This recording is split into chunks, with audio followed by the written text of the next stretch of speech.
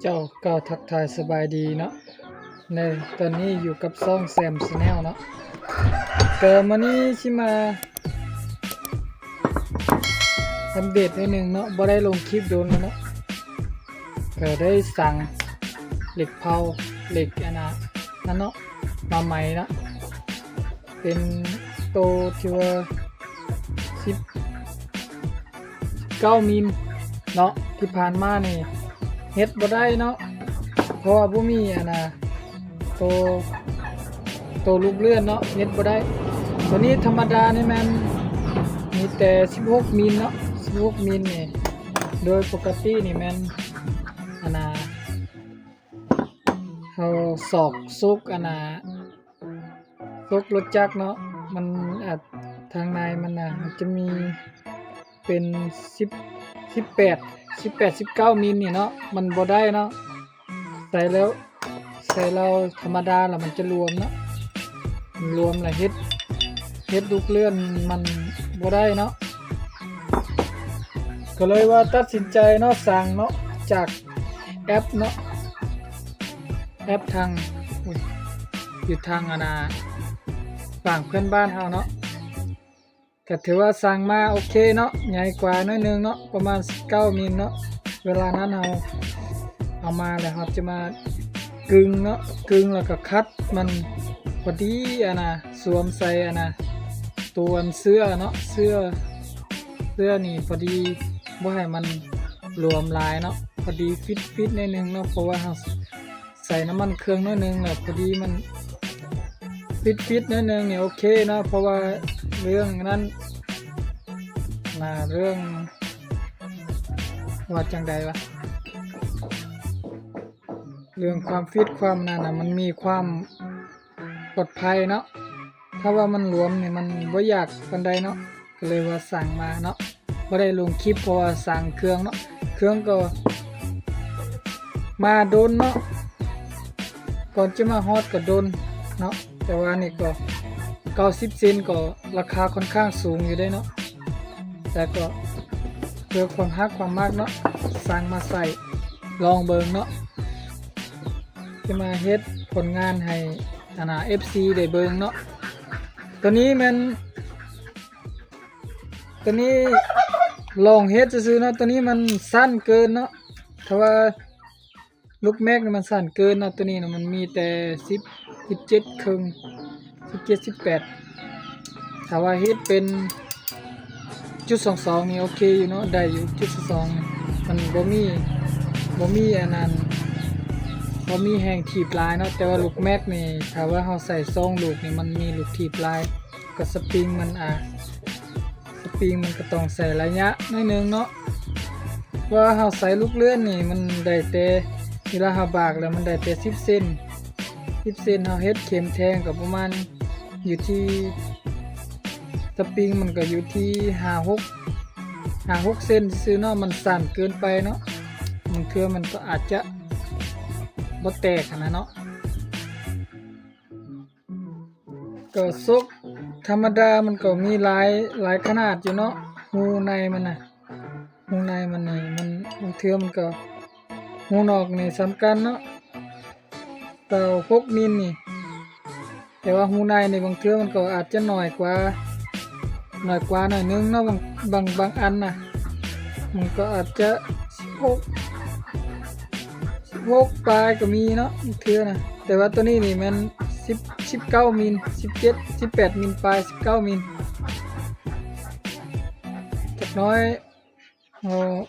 เอากระดาษทรายเนาะ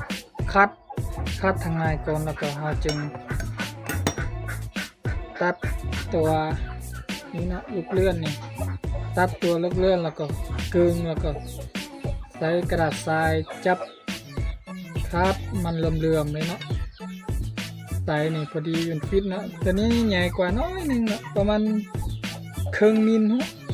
จักน้อยเราจะกึ่งปากผิวมันก็โอเคแล้วเนาะอันนี้ก็90เซนก็น่าจะได้4-5 กระบอกอยู่เนาะเพราะชุดลูกเลื่อนนี่ก็ฝากติดตามผลงานเนาะ เดี๋ยวจะมาอัปเดตอีกทีนึงเครื่องก็มาส่วนหลายมันบ่ทันนะเนาะก็เลยว่าบ่ได้เฮ็ดคลิปเรื่อยๆนี่ก็เฮ็ดปรับปรุงสถานที่หน่อยนึงเนาะก็เลยว่าค้างเนาะก็ FC ส่วนหลายถามเนาะว่าอยากเบิ่งตัวแบบตัวอย่างเนาะมันขอโทษแท้ๆเนาะเพราะว่าอัพคลิปลงแล้วมันอยู่แต่ YouTube เนาะแล้วก็โทรศัพท์เครื่องเก่าของคอยมันบ่ดีอะนะคอยซื้อเครื่องใหม่มายังบ่ทันได้เฮ็ด FC ถามหาอยากเบิ่งตัวแบบตัวอย่างก็เลยว่าบ่มีตัวแบบตัวอย่างส่งให้เบิ่งเนาะมีแต่ว่าเข้าไปเบิ่งอยู่ YouTube เนาะแต่ว่าเคยลงไปหันแม่นยังบ่มีเครื่องมือที่ว่าดีเนาะมีแต่เฮ็ดลงแบบขี้เหร่เนาะแต่ว่าแต่นี่ไปก็อาจจะพัฒนาหน่อยนึงเนาะเพราะว่าตอนนั้นมันกำลังเริ่มเนาะคนเฮานี่เริ่มแรกมันก็ผลงานก็อาจจะบ่ค่อยเวิร์กปานใดเนาะแต่ว่าผลงานต่อไปก็ขอฝากติดตามเนาะตัวนี้มันสั้นหน่อยนึงจากน้อยเจ๊ไปเฮ็ดแนวอื่นเนาะจะเฮ็ดเป็นจุด22ไปเฮ็ดแนวใดเนาะถ้าว่าเสียดายบ่ตัดตัวลูกเลื่อนตัวนี้นี่ก็จะเฮ็ดเป็นจุด22เนาะจุด22แล้วก็มีแต่ปาดแล้วก็เอาปากกาจับชิ้นงานนั่นหนีบเข้าไปให้มันแบบฟิตนิดนึงเนาะจะเฮ็ดเป็นจุด22โหบางเทื่อเนาะก็ประมาณนี้เนาะเดี๋ยวจะมาอัปเดตเนาะ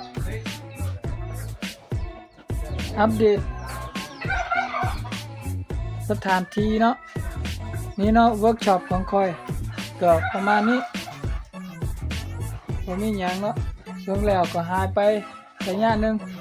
ก็กาเกียมเฮ็ดนี่เนาะคือวางแล้วเฮาอัปเดตลงไปก็สุดนี้ก็เฮ็ดตัววางกระแจนี่เนาะแล้วก็เก็บเฮ็ดเป็นสั่นเนาะไปนี่ก็ไปเลื่อยใหม่เนาะเลื่อยใหม่มาเฮ็ด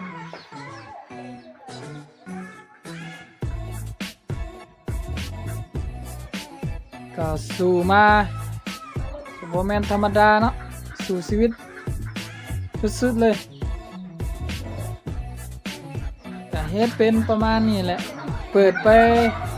เนาะหากินซ่อมแปลงพร้อมเนาะแต่ว่า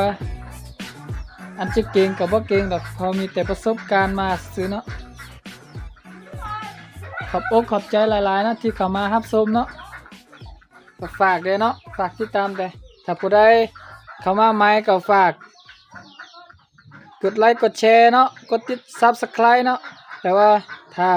ผู้ติดตามเก่าก็ขอบใจหลายๆที่เข้ามารับชมเนาะ